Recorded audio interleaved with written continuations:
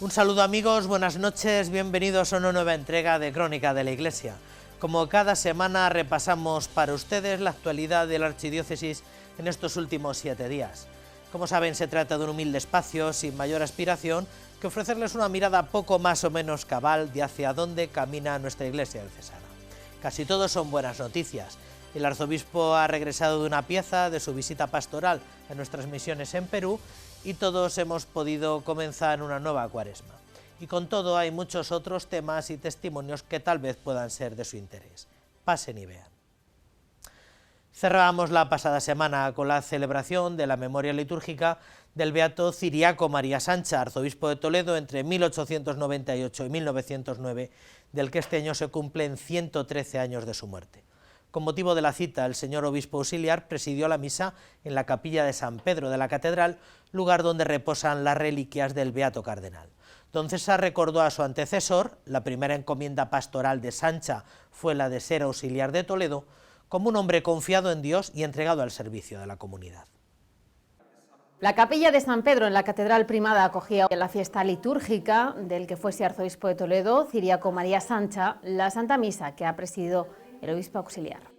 Lo hacemos para dar gracias al Señor por este eminente pastor de esta iglesia particular, por este eminente hijo de la archidiócesis hermana de Burgos, donde nació, por este pastor que fue dejando el suave olor de Cristo por las iglesias particulares a las que sirvió. En primer lugar, como obispo auxiliar de Toledo, pues me honro en tener un predecesor de la altura, de la talla espiritual y pastoral del cardenal Sancha.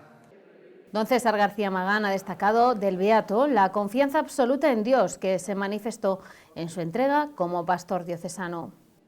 Y la vida de Sancha, del cardenal Sancha, fue un fiarse de esa gracia de Dios, viviendo en un momento no menos convulso que el de ahora de la historia de España en ese siglo XIX y en los primeros albores del siglo XX, que lamentablemente iba a ser el pórtico para otros momentos también convulsos en nuestra historia reciente, incluso en la historia universal. En la capilla de San Pedro reposan los restos de este arzobispo primado que fue beatificado el 18 de octubre de 2009.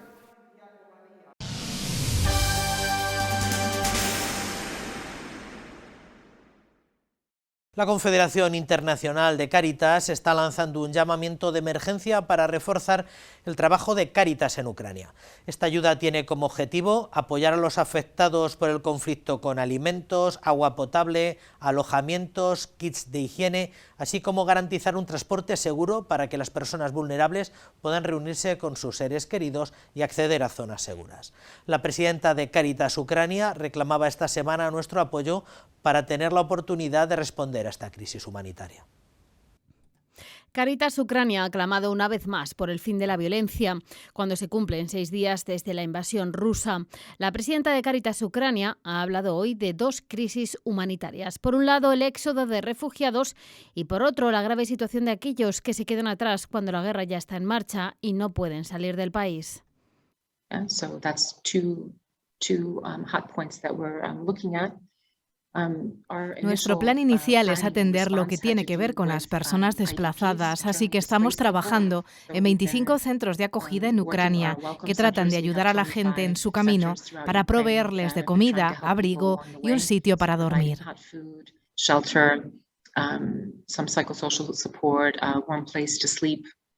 Cáritas Española ya ha mandado 25.000 euros en concepto de ayuda urgente y está en conversaciones con diferentes entidades para acoger a los refugiados que puedan ir llegando desde países como Polonia, Moldavia o Rumanía. Nosotros estamos trabajando con esas Cáritas para ver cuáles son las necesidades que tienen allí y también pues aquí con el Ministerio de Inclusión, con la Conferencia Episcopal y con otras organizaciones para ver cuál es nuestra capacidad de acogida a personas ucranianas. Para Cáritas Española, tan importante es la atención en Ucrania como la primera acogida en los países fronterizos, donde ya se están habilitando campos de refugiados, pero no hay que quedarse solo en esta primera acogida de urgencia. Lo que sí es importante es que esas personas, si finalmente vienen, tengan el estatus de refugiado que se les ha concedido desde la Unión Europea por un tiempo limitado y que puedan aquí pues integrarse y no tener que vivir en los campos de refugiados que están haciéndose allí. Cáritas Española lleva trabajando en Ucrania desde el año 2010. Las cifras de las necesidades de emergencia ya eran dramáticas antes del ataque. Casi 3 millones de personas ya necesitaban asistencia humanitaria. Hoy ese número está aumentando exponencialmente. Desde Cáritas Española se han habilitado cuentas bancarias para canalizar los donativos.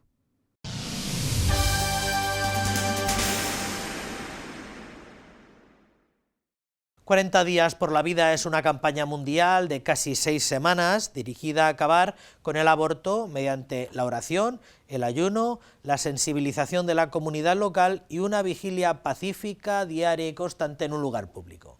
Esta acción Provida, que se inició en el año 2004 en una localidad de Texas y que en menos de 2 décadas se ha realizado en más de 600 ciudades de todo el mundo, llega hasta Cuaresma a la ciudad de Toledo, frente a la parroquia San Ildefonso, en pleno barrio de Santa Teresa, para ayudar a acabar con esta lacra. 588 ciudades de toda España acogen desde hoy la campaña mundial 40 días por la vida. Apoyada en 2 pilares, la oración y el ayuno, llega por segundo año consecutivo a nuestra ciudad de Toledo.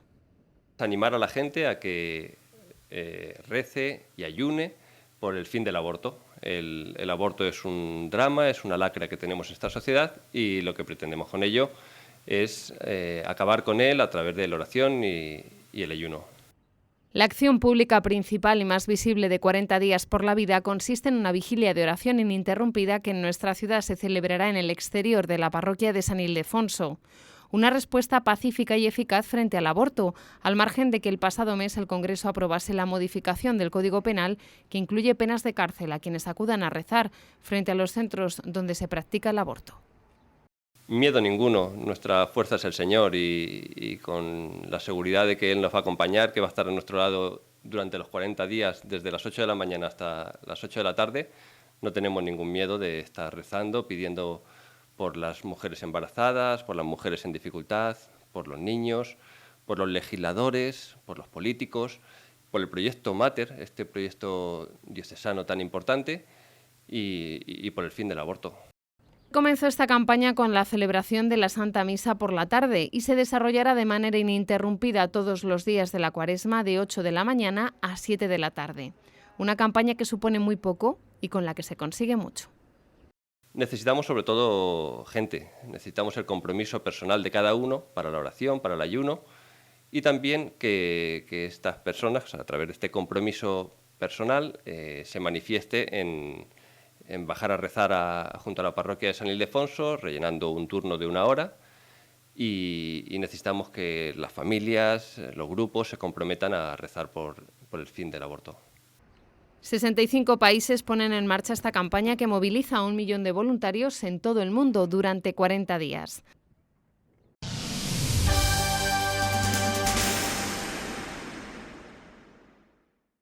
La Cuaresma es un tiempo apasionante que nos puede hacer tantísimo bien y que sirve para poner a punto el corazón y actualizar nuestra vocación bautismal. Así lo señaló el miércoles de ceniza, el miércoles pasado, el señor obispo auxiliar en la misa que presidió en la Santa Iglesia Catedral con la que se inauguraba este tiempo litúrgico. Tras la homilía, don Francisco César impuso la ceniza a los penitentes congregados en el templo primado y una vez acabada la celebración oró ante el Santísimo por la paz en el mundo, de modo particular por Ucrania. Comienza la Cuaresma, un tiempo fuerte de peregrinación espiritual que debe servirnos para profundizar en nuestra vocación bautismal. Así lo define el obispo auxiliar de Toledo, que este miércoles presidía la Santa Misa en la Catedral Primada. Acompañado por los seminaristas, don Francisco César García Magán explicó que el signo de la imposición de la ceniza debe convertirse en signo penitencial en nosotros. Tiene que ser el compromiso de cada uno de nosotros por profundizar, por aprehender ese camino de conversión, es decir, de enderezar nuestra vida, nuestras actitudes conforme al mensaje de Jesús. Al finalizar la celebración eucarística hubo un momento de adoración al Santísimo para pedir por Ucrania, en orden a lo expresado por el Papa Francisco. Vamos a poner sobre el altar el sufrimiento, el dolor, la muerte de nuestros hermanos de Ucrania, que están sufriendo el azote de una guerra injusta e ilegítima, que no tiene ninguna justificación ni desde el derecho internacional, ni desde la ética, ni desde la moral cristiana. El obispo auxiliar de Toledo animó a descubrir como ayudas fundamentales para perseverar en este tiempo de la Cuaresma el ayuno, la oración y la limosna.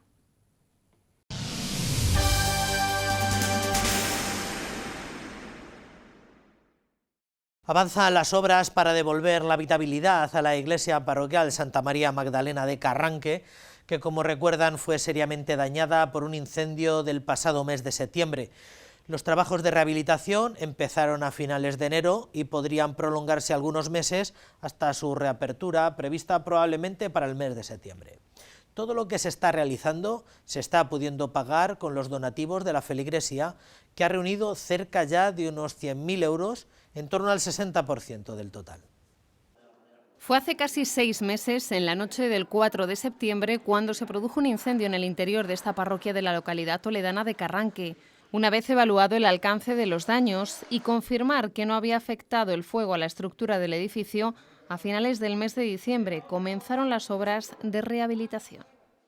Las obras ahora mismo están en el picado de todos los paramentos para sanearlos, y también se ha desmontado el techo de escayola que quedó afectado por el incendio, y en principio eso es lo que ahora mismo está haciendo la empresa constructora. La ermita de San Sebastián y el Salón Cultural de Carranque acogen el culto en estos meses en los que, gracias a la colaboración de los fieles, se ha podido sufragar una parte importante del coste total de las obras. Hasta ahora el dinero ha procedido de donaciones particulares, de feligreses del pueblo, a los que yo les doy las gracias y les pido que sigamos colaborando, porque ahora mismo con eso pues tendríamos cubierto un 60% de lo que va a ser la obra. Y luego, bueno, pues también espero que, y así nos ha dicho, que las administraciones públicas, tanto la Junta de Castilla-La Mancha como la Diputación, pues espero que y la diócesis nos metan en los convenios de colaboración. Las 2 imágenes del Cristo de la Fe y de la Piedad fueron pasto de las llamas y de ellas se han hecho ya copias que llegarán a la parroquia en un par de meses. El resto de las imágenes que se vieron dañadas por el fuego están en proceso de restauración.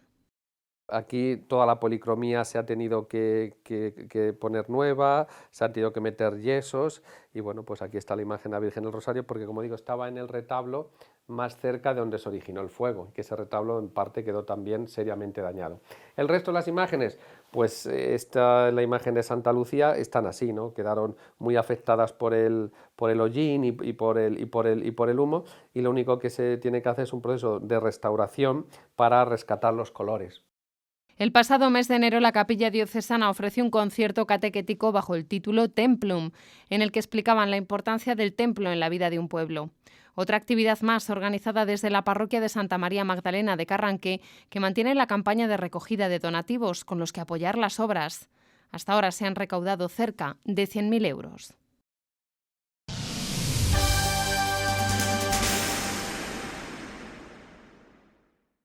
El curso de formación complementaria nos permite año tras año pues, conocer a grandes exponentes de muchas realidades de la vida eclesial y de la vida cristiana. Este año el tema central, que era la comunicación del Evangelio por parte de los laicos, pues nos conduce en esta segunda sesión a hablar del primer anuncio, del anuncio querigmático. Mejor el primer anuncio, y tenemos el gusto de contar esta noche con tal vez una de las personas que se ha convertido en estos últimos años en el gran difusor, en el que ha hecho mayor difusión y ha tenido una experiencia muy directa en esto que tiene que ver con el primer anuncio a los alejados, que es Xavier Morlans y Molina. Xavier, buenas noches. Buenas noches. Muchísimas gracias por habernos dedicado este rato. Gracias a vosotros por permitirme comunicar el anuncio. Xavier, ¿sacerdote desde cuándo? Pues desde 1976. Yo despisto un poco, parezco más joven, pero nací en el 49, o sea que ahora llevo 46 años de pastoral, de sacerdote, intentando diversas metodologías y con memoria histórica pues desde el posconcilio. Sí, eso iba a decir. ¿Y cómo llega la teología fundamental, Xavier? Yo estoy muy marcado en mi generación por los movimientos de acción católica en aquel momento especializada, la JOC, Juventud Obrera Cristiana, la ACO, Acción Católica Obrera, que practican la revisión de vida y en la que, sobre todo en los adultos, viven el ver, juzgar y actuar como un ver la acción de Dios en la fábrica, en el despacho, en la empresa. Entonces, me envían a estudiar a Roma y yo voy con el tema de, ¿es posible en medio de la acción por la justicia hacer una experiencia de Dios? Y me encuentro con un filósofo, Maurice Blondel, muerto en el 49, y me encuentro con un gran especialista en él, Peter Enrichi, y me pongo a hacer la tesis doctoral sobre Blondel para intentar expresar lo que los militantes de la Olivetti, de la SEAT, católicos en Barcelona expresaban, ese encuentro místico con Dios.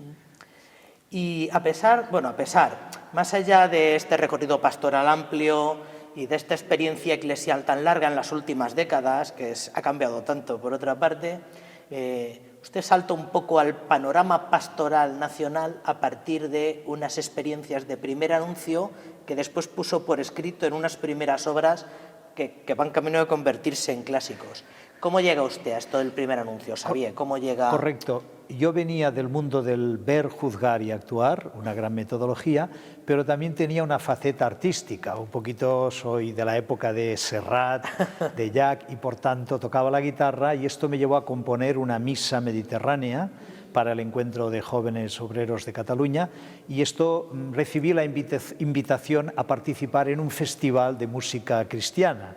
Yo iba ahí pensando que me encontraría con unas monjitas cantando Jesucito de mi vida. Esto era en 1987 en Alcalá de Henares, y me encontré unos tíos pelo en pecho cantándole a Cristo con rock, con rumba y con un Dios. Entonces yo descubrí que había una acción pastoral que yo no conocía, que era un laico cantando entre canción y con las cuñas de introducción hacía algo que yo no había visto nunca, que era un anuncio intenso, concentrado, que llegaba al corazón, ¿no?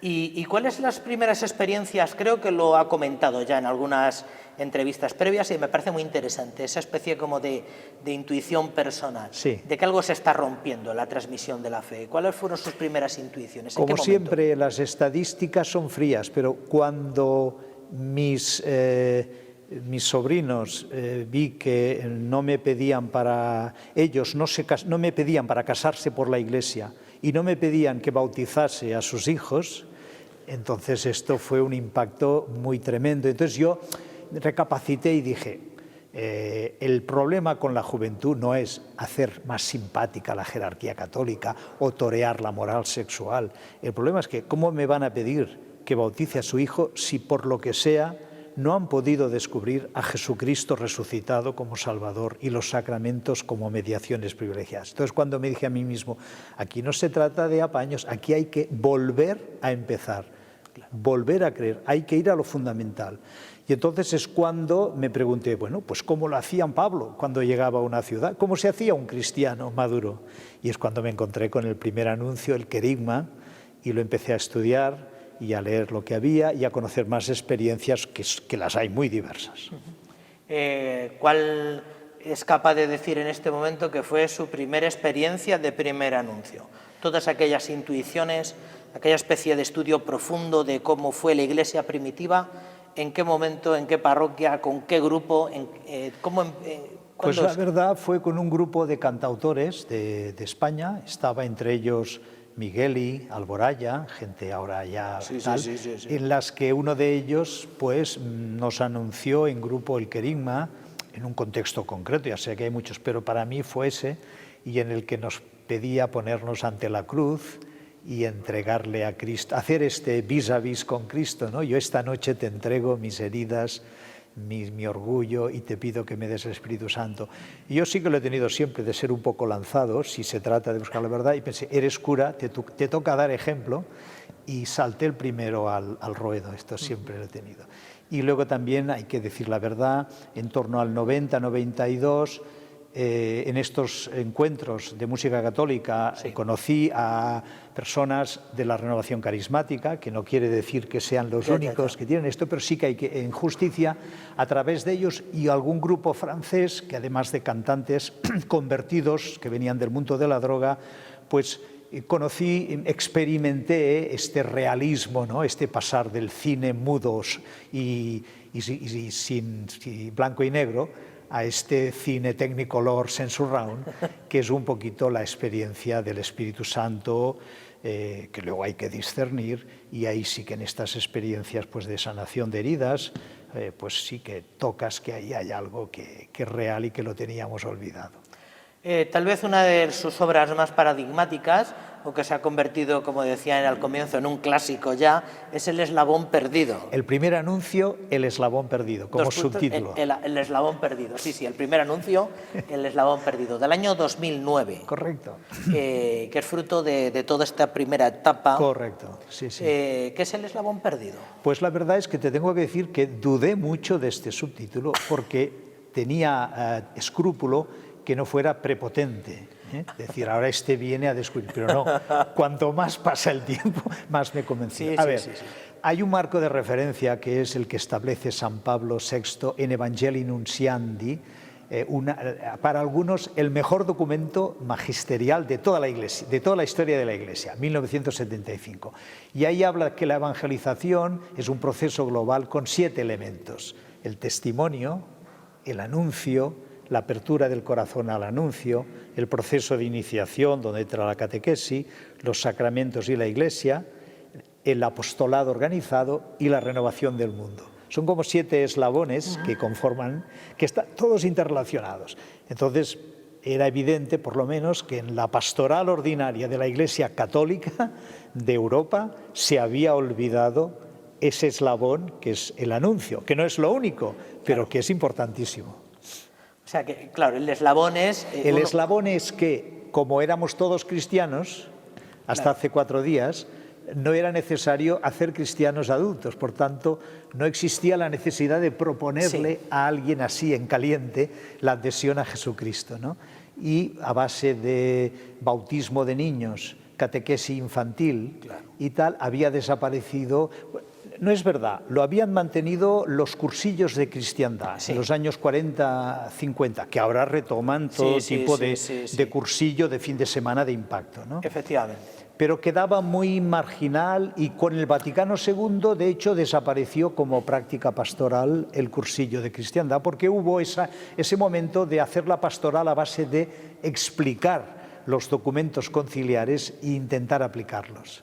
Se pasó a un universo que era necesario, muy discursivo, y este momento emocional, puntual, quedó un poco asociado a lo carca, a lo conservador, a lo incluso franquista, si me permites, o nacional católico. Sí, incluso los propios cursistas de cristiandad caen en la cuenta de que convirtieron cursillos en algo muy racional. Algo muy racional y poco emocional, que es ahora lo que se ha tratado de reconducir con otras fórmulas que conocemos. Hemos escuchado muchas veces que la fe es un don. ¿Se puede generar la fe? ¿Esto es un don o se puede hacer que cale en el corazón de personas, ¿sabes? Sí, si me permites, yo diría que hay toda una generación de sacerdotes y laicos comprometidos que fuimos formados para alimentar una fe que ya existía. Haciéndola más responsable, más implicada en la Iglesia, más crítica con la sociedad. Pero no se nos formó para engendrar la primera fe, que es el problema que tenemos ahora en una sociedad muy secularizada. A ver, es un don, pero el Dios de Jesús tiene una pedagogía, que está ahí en Dei Verbum número 2, o sea, a través de hechos y palabras. O sea, la fe es un don, pero el Señor quiere transmitirla a través de mediaciones humanas, como es el testimonio de amor, sobre todo, una vida máximamente coherente, y la palabra, ungida por el Espíritu. Todo es don, pero hace falta esos mediadores, y hace falta que los mediadores actúen. No pueden decir, el Espíritu Santo, sí, puede tocar a Pablo de Tarso, puede tocar a Paul Claudel en la vigilia de Navidad, pero lo normal es que haya un cristiano que a otro le habla de Cristo. Y este primer hablar, este primer contacto, siempre respetando la libertad del otro y en un contexto dialogal, es lo que le llamamos engendrar la fe. Diríamos que la palabra es, si se me permite la metáfora, como el espermatozoide, pero tiene que haber el calor de una comunidad, de un seno materno, y el fuego del Espíritu Santo, que es todo, elementos gratuitos. Ya lo habéis venido mencionando en respuestas anteriores, pero ¿en qué momento constata que la Iglesia empieza a bajar los brazos en lo que tiene que ver con el primer anuncio?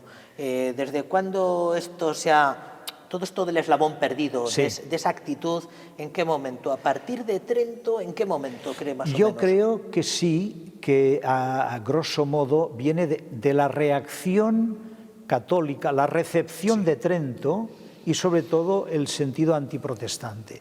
O sea, Trento como concilio es magnífico, le da la razón a Lutero en que la primera justificación es gratuita, que es la que viene por aceptar la palabra, pero la recepción de Trento, los predicadores populares es como si dijesen, vosotros protestantes decís que solo la fe, pues nosotros decimos que las obras, que es importante. Claro. Vosotros decís que la fe es subjetiva, pues nosotros catecismo claro y conciso.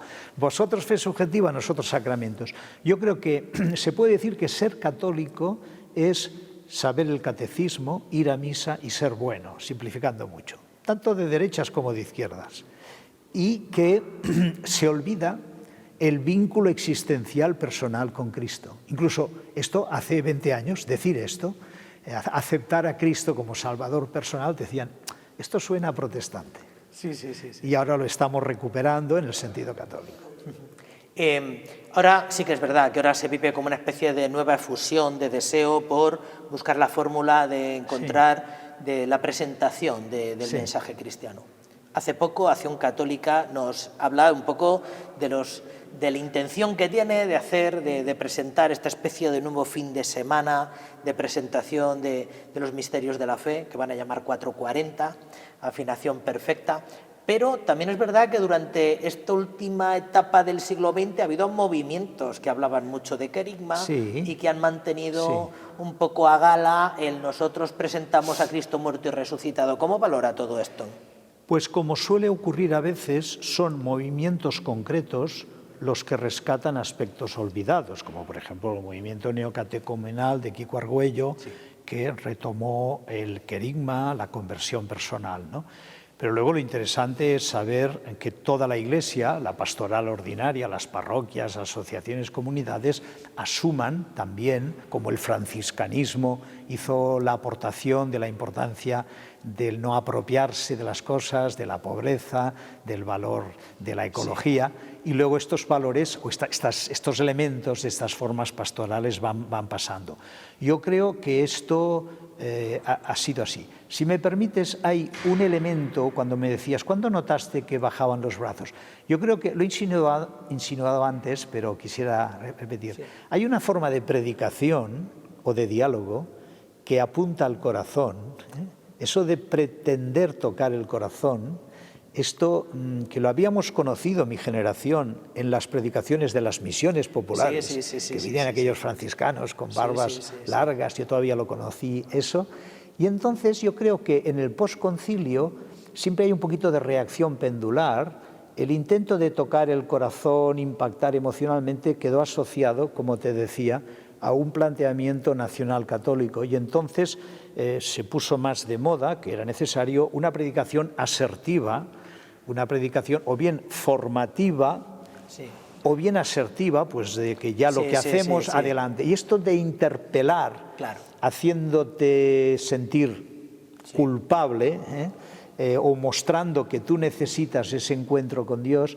pues todo eso quedó en el desván de los trastos, ¿no? Sí, ahora se ha vuelto un poco, se ha recuperado esa especie como de contenido emocional. Sí. Y es un poco lo que está sobre el tapete. Si nos volvemos muy emocionales, si seguimos un poco, bueno, es ahora lo que está, como sabe usted bien. Sí, es como todas las cosas, es cuestión de equilibrio. Hablaríamos de que el ser humano es un ser que se afecta, ¿no?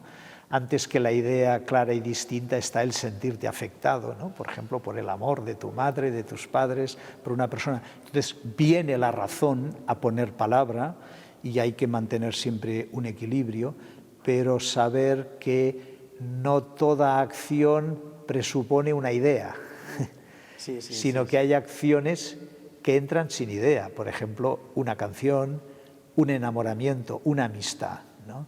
Entonces se trata de reencontrar esta manera de propiciar el encuentro con Cristo, que es bueno que el catolicismo se presente como creíble con el discurso de la credibilidad. Ahí entra la teología fundamental. Pero no se puede mantener de tal manera que se cierren las puertas a presentaciones más de tipo acontecimiento, más de tipo impacto, de tipo invitación a dar un paso, ¿no? El haber sido haber hecho mucha difusión de este tema por escrito y también pues a través de ponencias y de experiencias pues de todo tipo, musicales, oracionales, le ha permitido conocer pues muchos sitios muy diversos. Y ¿cómo han acogido las iglesias locales todo el primer anuncio? Los eclesiásticos, ¿cómo han acogido esto? Y yo diría que a los hermanos sacerdotes ya bregados, los que llevaron el peso del posconcilio, hicieron toda la renovación de la revisión de vida, las mamás catequistas, los consejos pastorales, nos ha pillado, ya me pongo yo, porque yo he necesitado un proceso de reconversión, nos ha pillado un poco fuera de juego. Yo noté, ha habido una graduación, ahora 20 años, cuando empecé, había casi como una especie como de desconfianza. Ahora ya llegan a decir, vale, de acuerdo, pero que lo haga una persona más joven.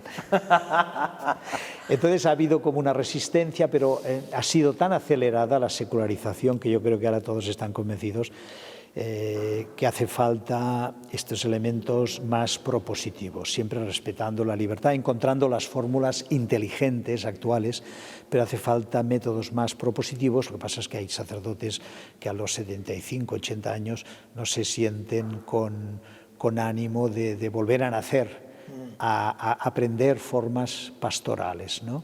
Igual también cierto laicado, pero que ya va cambiando. Donde evidentemente esto es más fácil es en América Latina. He podido participar en simposiums en Buenos Aires en el 2017, estuve también en Bogotá dando un curso, me pidieron un curso de primer anuncio a los seminaristas. Y claro, toda América, tanto la del norte como el sur, tiene la sensación, claro, no tienen una historia con guerras de religión, ¿no?, como tenemos aquí. Y todo da una sensación más de juventud, de ir de cara a lo nuevo. La influencia de las iglesias jóvenes pentecostales, protestantes, que su buque insignia es el querigma, y la canción ha hecho que por contagio México, América Latina hayan adoptado más estas formas, ¿no? Muy interesante también Argentina, que supieron mantener como teología de liberación la teología del pueblo, no desmarcarse de la piedad popular, del uso de la canción, del elemento emocional articulado con la catequesis. Allí he visto yo más vivencia. Y por lo que afecta a Europa, pues diría que hay unos documentos excelentes por parte de las cúpulas, la Conferencia Episcopal italiana, francesa, española, belga, alemana, ya llevaba años hablando de la iniciación cristiana, de cómo proponer, no dar por presupuesta la fe, intentar hacer todo lo que se pueda en clave de iniciación de adultos y el primer anuncio, pero en este caso tenemos las cúpulas que lo tienen claro, pero que cuesta que pase, se transmita a las bases. Estamos en ello. Sí. Yo a veces lo he pensado, preparando un poco esto, digo, bueno, en esta última década igual la gente ya pone cierto oído a lo del primer anuncio, las diócesis, las comunidades, las parroquias están buscando fórmulas, Emaús, Cenas Alfa, a ver cómo se mueve. Sí. Pero hace 20 años, a finales de la década de los 90 y comienzo de los 2000, hablar del primer anuncio debía ser... No, porque había la convicción que el problema era pues más catequesis. Sí, efectivamente. Ahí está la cosa, es otra manera de enfocarlo, ¿no? Que ante la secularización, ante los abandonos, alejamientos, hay una convicción, sobre todo mayor testimonio, mayor coherencia, y ahí realmente problemas como la pederastia no nos ha ayudado. Mayor presentación de la credibilidad de la fe, mayor catequesis, pero no se contaba con este elemento de que articulado con todo ello tiene que haber momentos puntuales, momentos de acontecimiento. Diríamos que sin proceso no hay maduración de la fe, pero sin acontecimiento fundante no puede haber proceso, ¿no? Bien. Y unos cuantos años después de andar por allí con Migueli preparando pequeños oraciones, concierto y todo aquello, le nombran consejero del Pontificio Consejo para la Promoción de la Nueva Evangelización. ¿En qué año? Eso fue en el 2011 y fue la creación de un nuevo dicasterio por parte del Papa Benedicto XV, que ante el avance de la secularización e interpretando el legado de San Juan Pablo II de la nueva evangelización, el hombre creó un nuevo dicasterio dedicado a la promoción de la nueva evangelización, donde puso a Rino Fisichella, que había sido el censor de mi tesis doctoral sobre Blondel en el 89. Y entonces le llegó mi libro del primer anuncio Eslabón Perdido y me invitó como consultor a unos encuentros, un encuentro anual en Roma de una jornada, o bien recibimos, por ejemplo, el proyecto del nuevo catecismo, de los nuevos estatutos del catecismo, y opinar y un poquito dar la opinión como... Eso iba a decir, una tarea liviana que le exige oír una vez al año o que le manden documentación y usted expresa un dictamen. Por mi parte así es, sí. ¿Le ha permitido conocer un poco cómo está el panorama en el resto de Europa? ¿Cómo está en el resto de las conferencias episcopales? ¿Padecen los mismos miedos que nosotros? ¿Cómo está el...? Antes, en el 2009, fui invitado a un encuentro de lo que sería el conjunto de conferencias episcopales de Europa. Y ahí se trató del primer anuncio. Ahí estaba Monseñor Estepa, Bruno Forte, Walter Ruspi, que es un sacerdote que ha estado al frente de lo que sería el directorio de catequesis de Italia, y ahí pude conocer a bastantes elementos clave de las conferencias episcopales, y en aquel momento pues yo participé en la redacción de las conclusiones y era pues casi como estrenar el tema del primer anuncio, intentando precisar, porque no todo es primer anuncio, Ahora hay el riesgo de que sea como una moda. Ahora hubo unos años que a todo le poníamos nueva evangelización, pero seguíamos haciendo lo mismo, las conferencias cuaresmales, tal. Ahora hay el riesgo de que a todo le llamemos primer anuncio. No es el primer acercamiento a unos alejados, que hay que hacerlo. No es la primera información histórica sobre quién fue Jesús, que hay que hacerlo, no. El primer anuncio presupone una aproximación empática, un clima de diálogo, una presencia, y es ese momento de atrevimiento, de parresía, que hay que discernirlo, de proponer a la persona que tenemos enfrente o al auditorio la posibilidad de que cuando quieran sepan que existe esta posibilidad de dirigirse a Jesús, incluso con aquella fórmula que ya usó Charles de Foucault y Jacques Maritain: Jesucristo, si existes, haz que te conozca. Es una fórmula que puede parecer muy provocativa, pero teológicamente es correcta, porque usar el hipotético, el condicional para dirigirse a Cristo, si se hace desde la humildad, no como un reto arrogante, pues tiene toda su corrección. Uno no reniega de sus dudas agnósticas, pero abre una puerta, la puerta de la voluntad. Aquí entra Blondel, que es muy importante, de abrirse a si existe esta posibilidad. Lo que pasa es que da un poco de grima, da un poco de malestar, sobre todo a las mentalidades universitarias, este tipo de propuestas que hay que saber hacer y contextualizar. ¿No? Requiere destreza, como todo. Además de esta tarea divulgativa, de toda esta tarea me imagino que le conduce pues a mucha ponencia y a muchas conferencias o experiencias de estas. En Barcelona usted colabora todavía allí en una parroquia. ¿Cuál es esa experiencia que también en no pocas entrevistas le han preguntado sobre la experiencia parroquia? ¿Cómo es eso?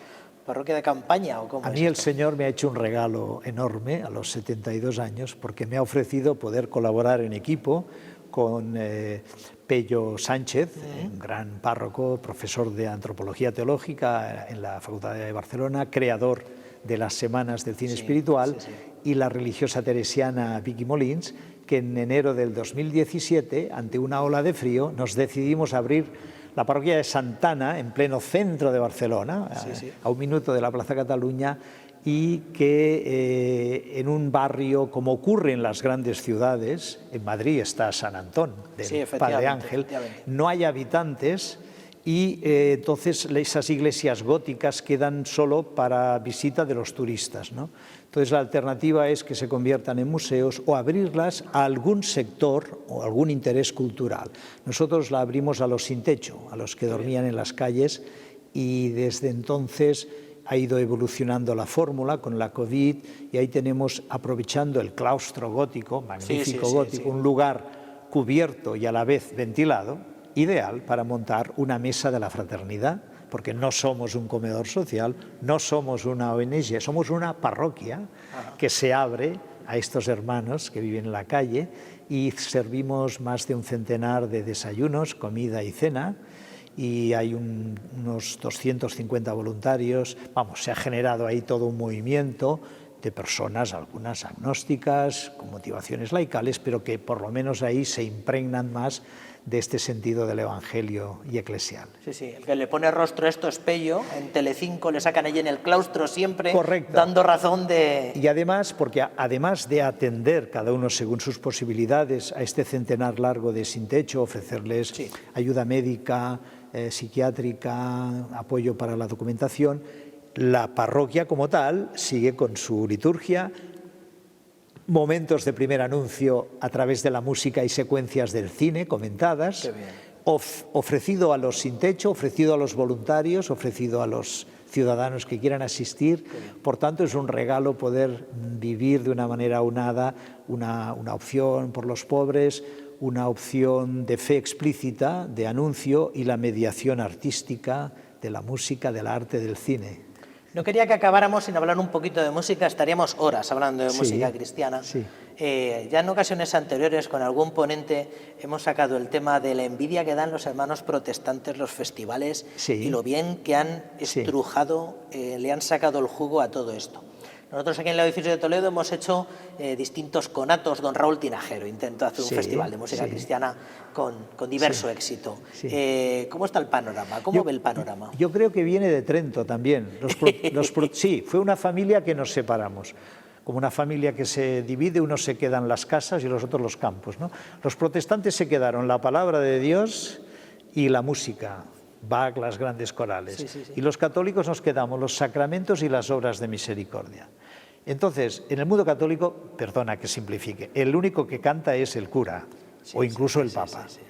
Y entonces, en cambio, en el mundo protestante existe más este concepto del laico, que también anuncia el evangelio, además del pastor, y que lo hace también cantando. Entonces, ha costado mucho, y Raúl Tinajero tiene mucho mérito, desde aquí le felicitamos, porque sobre todo quiere decir que el sacerdote sepa delegar, o sea, una parroquia o una diócesis no tiene que hacer solo lo que saben hacer los sacerdotes, sino que en música, como en informática, como en arte, como en cine, tienen que saber dar paso, empoderar a los laicos y laicas, y entonces aquí yo creo que ha faltado esta decisión. Luego también ha sido un poco la música cristiana, yo creo, que ha quedado un poco emparedada entre un sentimiento conservador que le teme que la guitarra eléctrica entre en la liturgia, que este es otro tema, que yo creo que puede entrar bien contextualizada, cuando de lo que se trata es de la canción que tiene que sonar en la radio, en la televisión, en las redes, ¿no? Y una cierta izquierda progresista, si todavía queda, piensa que con una canción de 3 minutos no se puede hacer nada serio, cuando, en cambio, teníamos el modelo de los cantantes de protesta, de la canción latina de protesta, pero claro, se entiende que si es para hablar de la justicia, sí que tiene sentido, pero hablar de Jesucristo por la radio en una canción de 3 minutos con ritmo rock o cantautor no puede ser. La canción de inspiración cristiana ha quedado emparedada, abortada, entre estos temores de la derecha conservadora y entre este progresismo, digamos, mental. Ha sido una historia un poquito desafortunada, ¿no? Uno contempla con envidia productoras, festivales, videoclips que también en el canal diocesano aprovechamos a menudo. A los delegados, las delegaciones de pastoral juvenil, las delegaciones de primer anuncio, nueva evangelización, incluso la catequesis, tendrían que unirse y potenciar concursos anuales de maquetas, de grupos juveniles. Se podría distinguir canción testimonio, canción de primer anuncio. No todo solo es alabanza, que es muy importante, es primer anuncio para que llegue a los jóvenes y a los alejados. Y canción testimonio, un gran festival, un gran encuentro anual o bianual, donde se puedan dar a conocer los principales cantantes, pero también los teólogos y también los catequetas. Ese gran encuentro del pueblo de Dios, lo que en Alemania es el Katholikentag, en que se da esa sinergia, digamos, el pueblo, la base, puede conocer de primera vista a los pastoralistas, cantantes, teólogos. Estos se conocen entre ellos, se escuchan.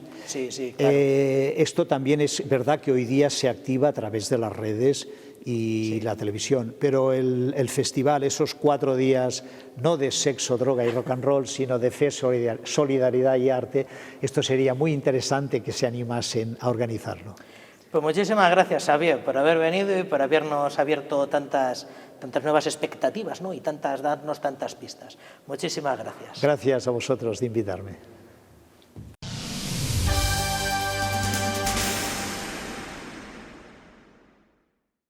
El señor arzobispo y el resto de la expedición organizada para la visita pastoral a las misiones diocesanas en Perú regresaron este mismo viernes en perfecto estado de revista. Los 2 jóvenes que han acompañado al arzobispo y al delegado de misiones, uno ha quedado allí durante unos meses y el otro ha regresado con el resto de la expedición, han querido tener experiencia de la pastoral en tierras de misión para, de cara al verano, organizar la experiencia Verano Misión, que tantas satisfacciones ha dado a nuestra archidiócesis. Si los jóvenes no tienen hambre de una vida auténtica, ¿a dónde irá la humanidad? Es una pregunta del Papa Francisco en una de las audiencias generales del pasado mes de junio. El pontífice invitaba a los jóvenes a dejar de vivir de sí mismos, de las propias obras, de los propios bienes y dejar todo para seguir al Señor. Es lo que han hecho siempre nuestros misioneros, como Mario, que tras 12 años acompañando a las misioneras de la caridad en diferentes países, estos días comparte viaje con el señor arzobispo de Toledo en Perú. Abrir la vía de que desde la diócesis de Toledo muchos jóvenes y personas puedan ir a aportar, el ayudar en estas misiones y también poder tener como una experiencia espiritual en la Iglesia, en Jesucristo, en la Virgen María y poder motivar esto dentro de la diócesis. Desde la Delegación de Misiones este año lanzan la experiencia Verano Misión para todos aquellos jóvenes que deseen compartir los meses estivales con nuestros misioneros, como Carmen, que ha viajado también a Perú, donde permanecerá hasta el mes de mayo. Siempre lo he tenido en la cabeza y ahora es el momento que Dios me ha puesto y ya está, para allá me voy. Y en Perú, ¿qué voy a hacer? Pues voy a estar acompañando a los sacerdotes, a todas las comunidades, a los colegios, voy a estar con las religiosas. La Delegación Diocesana de Misiones de Toledo desarrolla un amplio programa de actividades durante los meses estivales, en los que se integran formación, convivencia y experiencias misioneras, con el apoyo de obras misionales pontificias en lo que se ha denominado Verano Misión.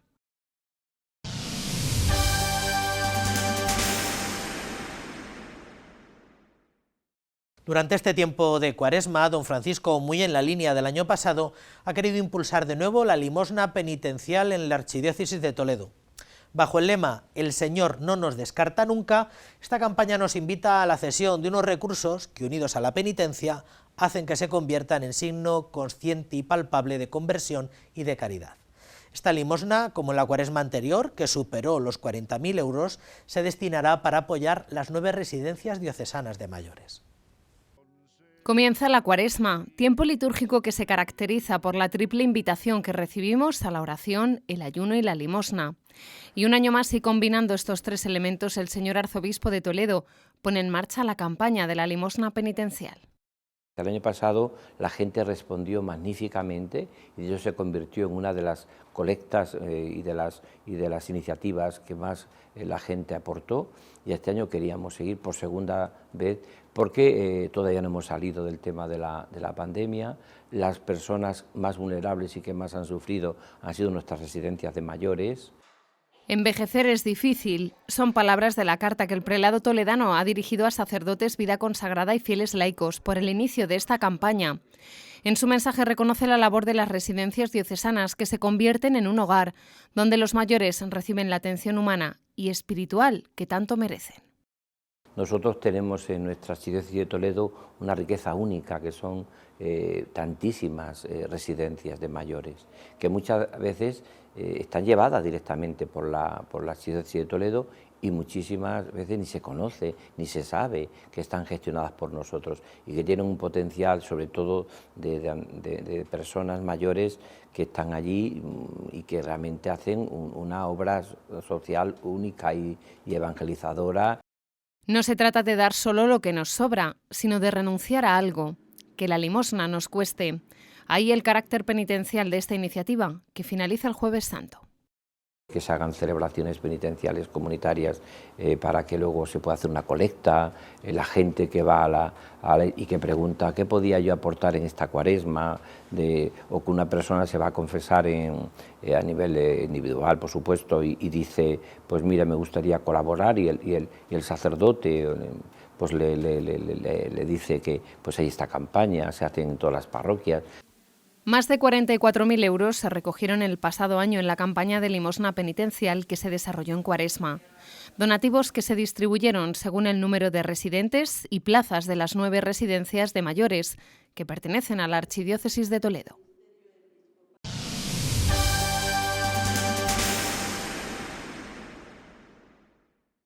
La Acción Católica General celebra este primer fin de semana de Cuaresma su tradicional convivencia, una de las 3 citas anuales que marcan el calendario de los militantes católicos diocesanos. Este encuentro, a mediados de curso, siempre quiere ser un momento de oración, de comunión y de envío, donde esperan que los miembros y cualquier diocesano que quiera participar pueda fortalecer su fe y su compromiso. Como en años anteriores, han convocado a los 3 sectores, y como novedad han elegido el albergue de Nambroca. El próximo domingo la Acción Católica General celebra una convivencia de Cuaresma, donde podrán participar los 3 sectores que forman parte de ella, niños, jóvenes y adultos. A esta convivencia estamos convocados los 3 sectores porque es una forma de estar unidos la gran familia de la Acción Católica. No somos sectores independientes, sino que sectores unidos, que vamos en continuidad y que unos pertenecemos unos a otros y todos nos aportamos, nos evangelizamos y nos ayudamos. Oración y formación son las 2 claves de esta jornada abierta a todos los grupos parroquiales de la asociación. Es un encuentro que nosotros tenemos a mediados de curso, un poco con el objetivo de poder un poco a nuestros grupos, poder juntarles, ¿no? Como decimos a lo largo del curso, un poco buscando pues ese momento de encuentro también y sobre todo pues en lo que es el tiempo litúrgico que empezamos, un tiempo litúrgico especial, pues también empezarle de una manera unidos y en oración. Entonces pues nuestra convivencia de Cuaresma lo que trata de ser un encuentro de comunión y de oración. El albergue El Casar de la Iniesa en Nambroca acogerá este encuentro que comenzará a las 10 de la mañana.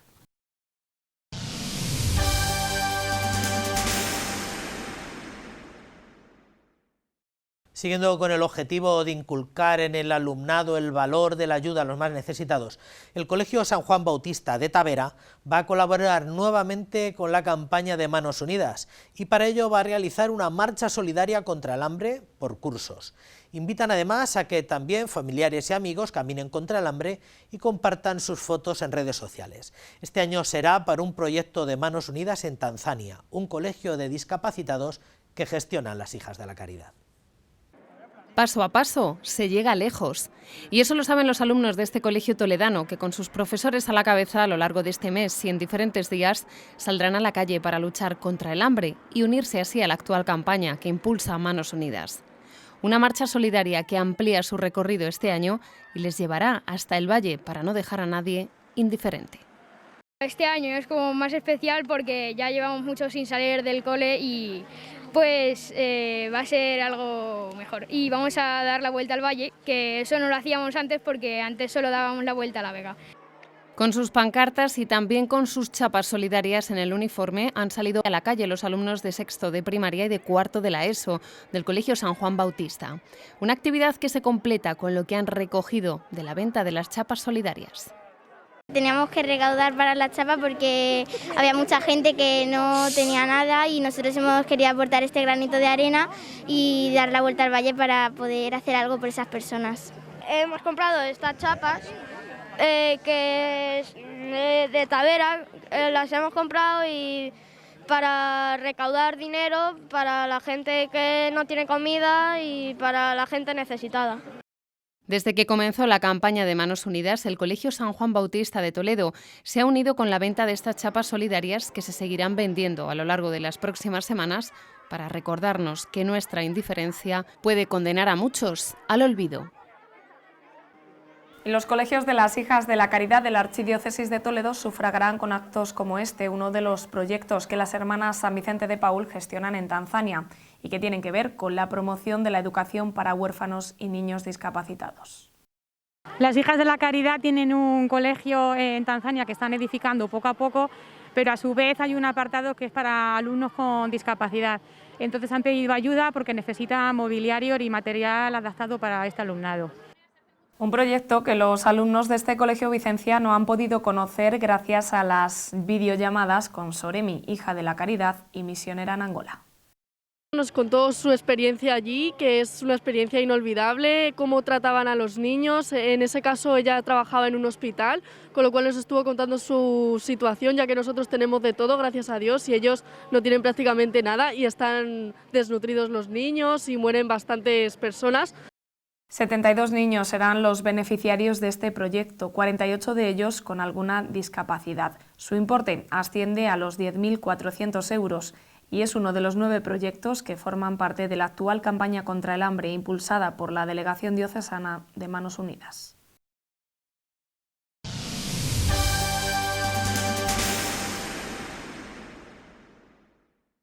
Los alumnos de la ESO del Colegio Divina Pastora se han unido para clamar no a la guerra. Por eso se concentraron el pasado miércoles de ceniza, al filo del mediodía, delante de la catedral, en la plaza del Ayuntamiento, respondiendo a la convocatoria del Papa Francisco en la jornada de ayuno y oración por la paz en Ucrania. En un acto emotivo y sencillo que ha sido presidido por el señor obispo auxiliar, les ha dirigido unas palabras, les ha recordado la implicación de la Iglesia en el camino de la paz y les ha impartido la bendición. Madres como las nuestras están huyendo con sus hijos sin apenas nada, sin futuro, sin saber a dónde ir y con la tristeza detrás de sus esposos. Padres, hermanos, sin saber si algún día los volverán a ver. Por eso gritamos al mundo que queremos una Europa sin guerras, en donde el valor de la paz y el respeto a todos sea la base de la convivencia entre pueblos y naciones. Los alumnos del Colegio Divina Pastora han tomado la palabra en las calles para pedir paz. Ha sido en la plaza del Ayuntamiento de Toledo, frente a la catedral, en este miércoles de ceniza, un día en el que el Papa Francisco ha convocado una jornada de ayuno y de oración por Ucrania y a la que esta comunidad educativa ha respondido de esta forma. Son alumnos de secundaria de este centro concertado que se posicionan de esta manera ante estos acontecimientos que pasarán a la historia y que forman también parte de su propia historia. A estos chicos yo les doy historia y estuvimos viendo un poco el contexto en el que surge todo este conflicto, todo lo que ocurre en la Segunda Guerra Mundial, que ellos no lo vivían, lógicamente no lo han vivido, no lo hemos vivido, pero sí las consecuencias de lo que ha pasado. Lo estamos tratando y lo seguiremos tratando. Son hechos que luego nosotros vamos a estudiar, que a lo mejor no nos da a nosotros a estudiar, pero nuestros hijos lo pueden llegar a estudiar y por lo tanto sería que no llegara a pasar nada y que se pudiera conservar para la historia, ya que pues, es un conflicto muy terrible. Aquí en pleno siglo XXI siga habiendo guerras y la gente siga luchando en vez de tener paz. Profesores y alumnos se han unido en este sencillo acto en el que también han estado acompañados por el obispo auxiliar de la archidiócesis. Tenemos todos el compromiso y especialmente las nuevas generaciones de construir la paz, un mundo en paz y una Europa en paz. Un gesto más, un paso más hacia adelante para denunciar una situación de guerra y violencia que nos incumbe a todos y que nos afecta a todos.